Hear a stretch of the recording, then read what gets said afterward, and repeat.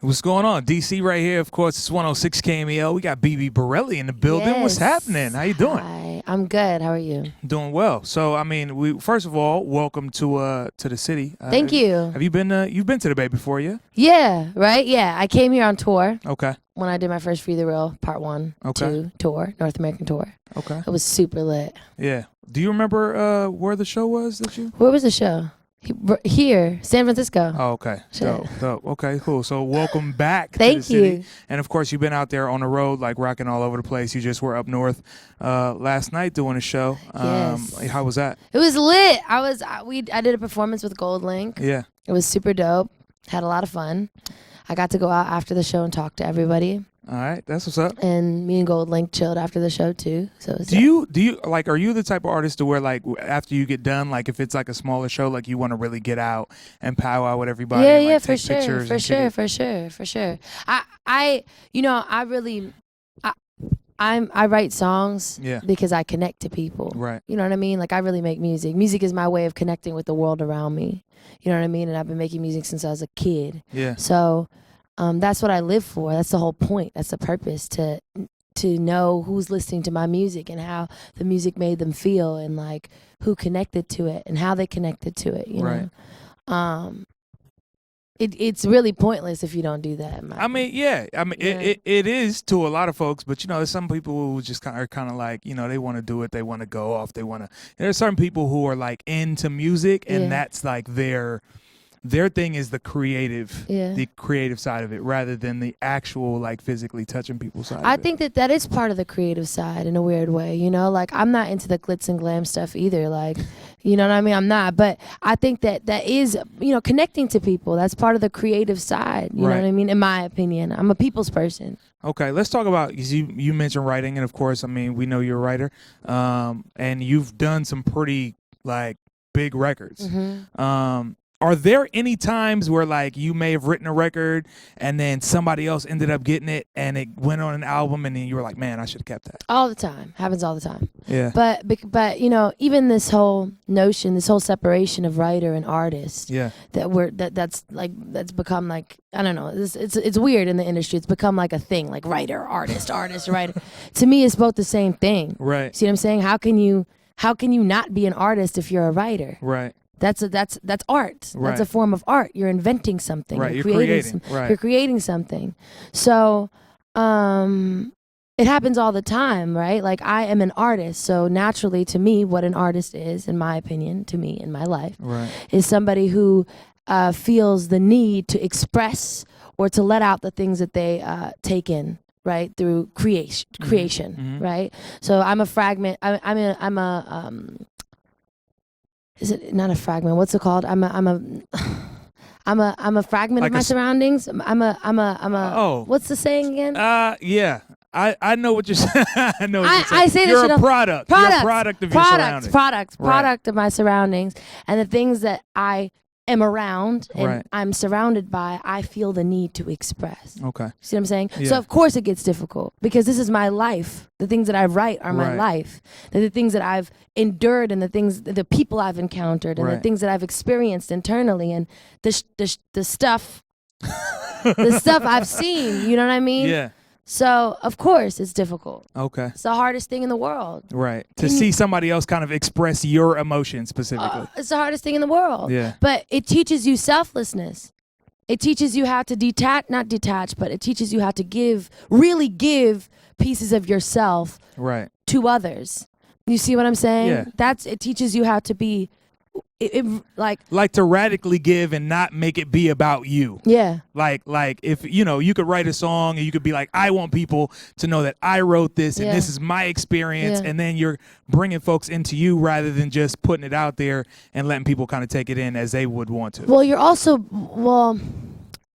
bringing people into you when people don't necessarily know it's you. Right.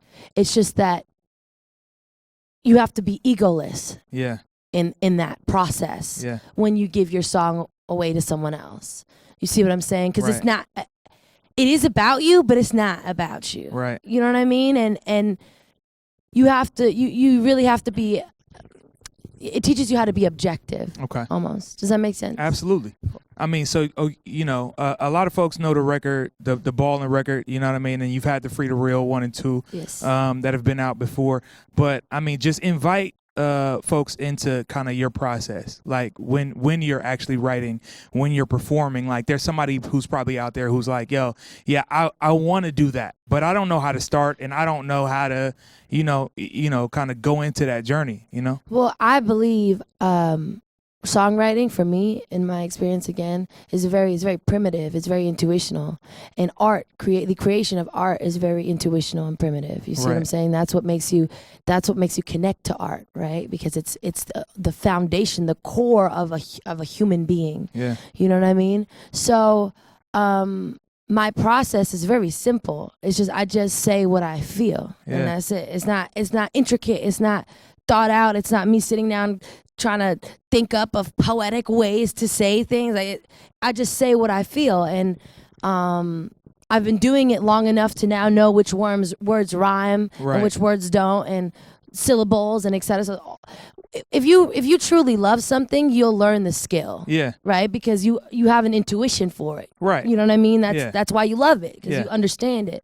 But the foundation of it, the core of it, the premise of it is to love it and to just do whatever it is that you feel. Okay. All right. So as far as so basically, like, if there's somebody out there who wants to do it, you're just saying, like, do it. Yeah. Yeah, do it. Like, be yourself, express yourself. Exactly. And your truth. Exactly. Right. And success, if you decide to pursue art, right? If you are a photographer, I don't care if you're a photographer, I don't care if you're a musician, I don't care if you are a songwriter, I don't care what you do, what field of art you decide to pursue.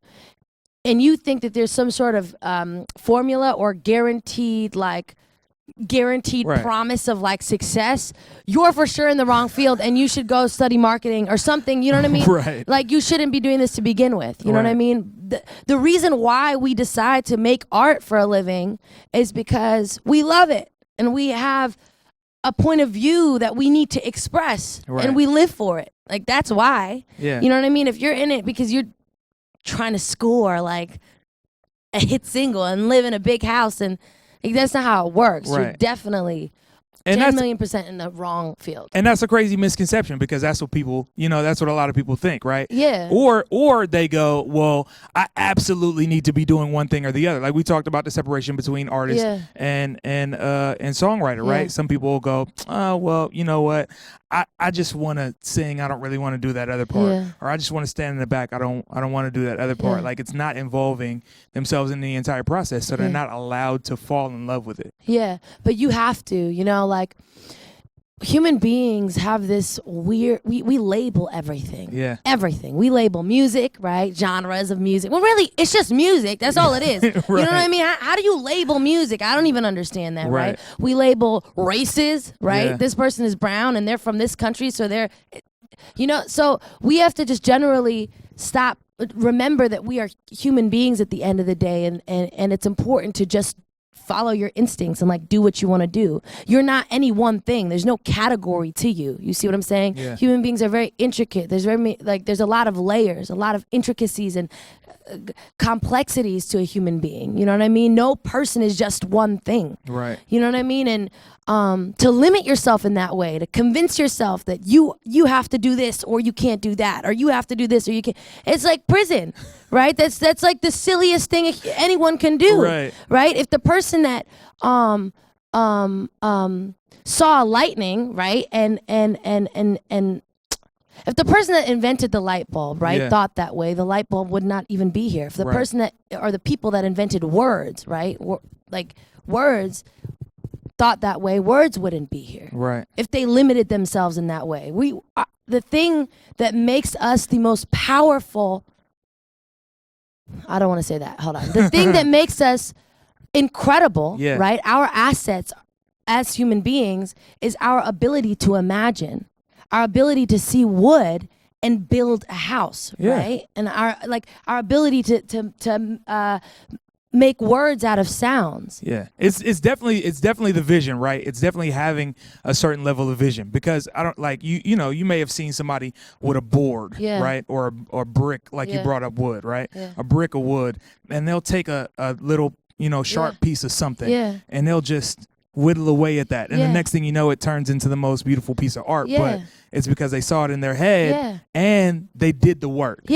They just did what they they did what they saw in their head. Right. There was no limit to it. You know what I mean? There was no like you can't be imprisoned in your mind. Yeah. I hate to sound preachy like that, but you really can't. No, that's real though. You know what I mean? And to be honest, being mentally free, you know, may not get you $1 million, right? But you're mentally free. It gives you happiness. It gives you freedom. Freedom. I know people that are rich as, I wish I could curse right now, but rich as heck, right? Rich as heck. That are not happy. Right. Like that are lost. Right. You know what I mean? That are completely disoriented, don't got nothing inside of them. Like to aspire for that when really you should be aspiring to be a free individual, to be forward thinking, to accomplish everything that you believe. You know what I mean? Yeah. That's what you should be aspiring. So, I mean, obviously, we know, Bibi, that you're passionate in your music. And obviously, you know what I mean, you're passionate in the work ethic and the belief system around the work ethic. What are you passionate about when you're off work? Like, what is you being detached from sitting in front of, you know, a notepad or in front of a microphone? I don't, okay, I've been making music since I was like 2. Right? Yeah. Like, my dad is a professional musician, so... my mom was the coordinator of the art, music, and dance department in the House of World Culture. Right, my uncle's a piano. Like it's in your blood. Right, right. I was born into music, and I've been making music since I was a kid. Yeah. Right, so there is no detachment. Like it's not like like I'm working in music because I don't have a choice. You see what I'm saying? Like there's nothing else I can do.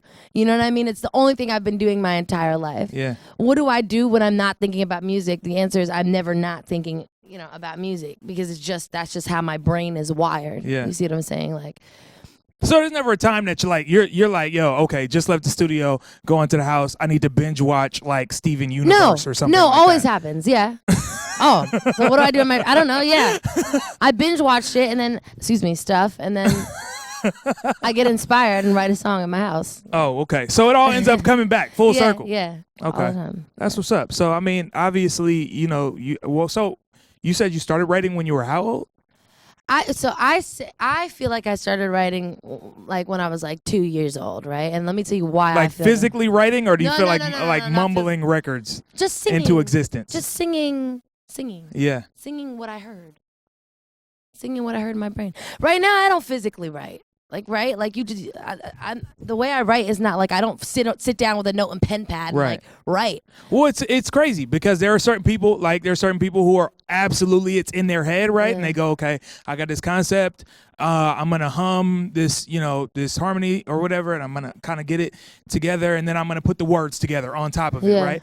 And then, I mean, I know somebody who, I'm not gonna put his business out there, but he will lay on his stomach. He has to lay on his stomach in the studio with the notepad in front of him to be able to write his raps out, and it's successful. But that's his process. That's his writing process. I just, it's very subconscious. My process is very subconscious, and I move very quickly when I write because it's so subconscious. It's not like I'm not conscious when I'm writing. You see what I'm saying? So I just say whatever is in my heart and whatever is in my brain, and it just kind of comes out, and that's how I do it. All right. Does that make sense? Yeah, you're saying basically through, like you mentioned earlier, through experience and whatnot, you're holding on to experiences or ideas in your head, and things are just coming together as you go. Yeah. And I get that. I mean, there are times where I think about things that I want to say on the radio, right? And I may be in the grocery store, like, I don't know, like feeling on mangoes to see if they're ripe or not. I don't know. They're just random times where I have an idea of something, and I'm like, okay, let me pocket that. Yeah. I think that A lot of the times for me in my life with my music, I get to know myself a lot better through my music, because the things that I won't necessarily say out loud in conversation, right now you're speaking to the conscious version of me. You see what I'm saying? You're speaking to like somebody who knows how to speak, right? But a lot of times when I'm writing music, I say things that I secretly feel and I don't even realize that I'm doing it. Right. And then I listen back to the song 3 weeks from when I wrote it, and I think to myself, God, it's kind of like, oh, that's how I feel about that. You know what I mean? Or that's how I feel about this thing in my life. Or that's how I feel about this thing in my life. It's something that I've confided in. My music is like my companion. It's something that I've confided in my entire life, right? Like growing up, like I didn't really get approval from a lot of people. I was really bad at school. Yeah. I was kind of defiant toward like authority figures. Was that because people kind of wanted to steer you in a direction, and then your attention or your passion was somewhere else? I think so. I think that was one of the reasons. I also seen a lot of things in my life. Right. You know what I mean? I've been through a lot of things in my life. So, I think so. I think that's one of the reasons. I think another one is probably dealing with some traumas or whatever. Yeah.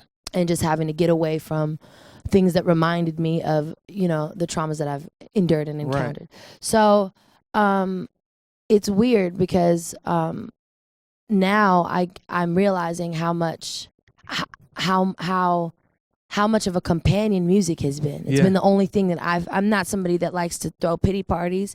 I'm not somebody that likes to like express my weaknesses or express my pain necessarily, right? And music has been the thing that I've been able to do that with, right? It's been the thing I've been able to confide in. It's been you sharing your truth and then allowing people to then embrace that through their experiences as well. Yeah, and the allowing people to embrace that through their experience as well is not a conscious thing. Right. It's not like I'm sharing my truth to allow people to embrace it. It's like that's not how it's a byproduct. Yeah, though. It's a byproduct. Right. Correct. Okay. Tight. Okay, so I mean, you have them to the mixtapes that are out right now, and you just did. We were talking a second ago, and you were saying you were featured on the homie Goldlink's album. No, I'm not featured. You're not. You're just. No, I did some background. Oh, okay. Well, I mean, fun fact. But you own that thing though. Fun fact. Secretly. Okay, in the back. It's not nothing I can featured. No. No, I have Free the World Part 1 and Part 2 out. Right. I have Ballin' Out. I have a song with Wayne. Did you know that? You have a Lil Wayne? Uh-huh. No. Called Without You. Okay. A lot of people don't know that. You knew that. Cool. Well, yeah, she knows a lot of things. We'll talk. I gotta. Yeah, we'll pick our brain afterwards. But is that you got the joint with Wayne? Is that fresh? It's out. Okay. I mean, it was on his last album, not fresh. On his album. Yeah. When does Wayne got an album out? Or was it a mixtape he dropped on Tidal? A mixtape? Tidal? I got it. I obviously have to go over there because.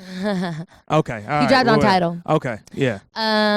And yeah, I have. Yeah. Is there anything coming? Uzi tour. So the Uzi tour is coming soon. Yeah. All right. When's that supposed to kick off for you? May. Have you rocked with that cat before? No. His shows are pretty crazy. I know. I heard. I heard. But that'll be tight. I think that you guys as fans will definitely mesh. You know what I like? I like that he's a boundless artist in terms of just like not wanting to be boxed into a genre. Because I feel the same way. You know, I've toured with Haim. Mm-hmm. Do you know who Haim is? I've heard Incredible. So they're an incredible band, right? Okay. They're 3 girls and they do kind of like alternative rock. You can't really box it in, but they're super dope. And we were in the middle of America and in the South touring with Haim. So, and then I went on tour with Rihanna. Okay. And I opened up for Rihanna on all the German dates. And now I'm doing Uzi, and I'm excited about it because it's so boundless. These are so many different genres that I get to mesh with, you know, because that's who I want to be as an artist and as a creative person. Like, there's no limit to me. You see what I'm saying? I want to be able to do whatever I like as opposed to only being labeled by a sound. Yeah, being labeled by a sound, you know. Right. I don't hear sound that way. So I'm really excited that I actually get to go on tour with Uzi because it's like, you know, it's cool. It's like a completely different, you know, genre. What's your favorite tour experience? My favorite tour experience? I think that building with the people that I go on tour with is my favorite tour experience. Like writing with them, or just kind of like the hanging out? Just like, you know, when you're in an enclosed space on a bus, You get to know people in a different way. With 14 Absolutely. people. Yeah. After week 3, you're like family. Yeah. Because you get to know them in a completely different way. And mind you, when you're in cities that you've never been to before, and you're all foreigners in cities you've never been to before, that is kind of like your family. Yeah. Right? Like the bus is your home. You go home and you call people and you're like, yo, where you at? Can you come scoop me? I don't know, I'm lost. Like, and it becomes a thing, and you travel, the world with them, and the city, the city with them, and you do weird tourist stuff, and you play the shows with them, and you have to throw your weed away with them when you go into Texas. Sure. That's an experience I don't have, but I'll take your word for it. All right, tight. So when is the tell us again when the Uzi tours? May. We start May. I'm looking over to Krista because May 10th. All right. Because Krista knows my life better than I do. Well, it's all good. Shout out to Krista. May 10th is when you guys can check Bibi Bourelly out on tour with Lil Uzi. Thank you for coming through and hanging out with us. Thank you for having me. All right, it's KMEL. What's up?